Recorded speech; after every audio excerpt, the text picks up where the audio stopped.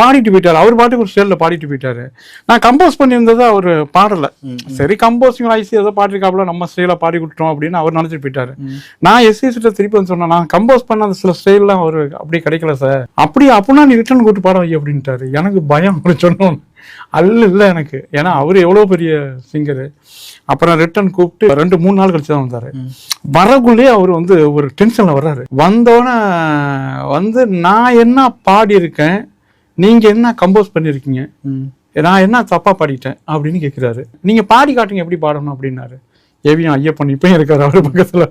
அவரா ஒன்றும் சொல்ல முடியாமல் அப்புறம் நான் பாடி காட்டினேன். சார் இப்படி பாடிருக்கீங்களா சார், ஊரெல்லாம் கூட்டிக்கிட்டு ஒரு நெலிஞ்சு வளைஞ்சி பாடுற மாதிரி இருக்கு சார் அந்த ஸ்டைலு, ஒரு லூசியா பாடுறதும் இருக்கு இதுல அப்படின்னு எல்லாம் சொன்னோன்னா அதுக்கப்புறம் அவ்வளோ சூப்பராக பாடினாரு. அப்படியே பாடி கொடுத்தாரு எஸ்பி.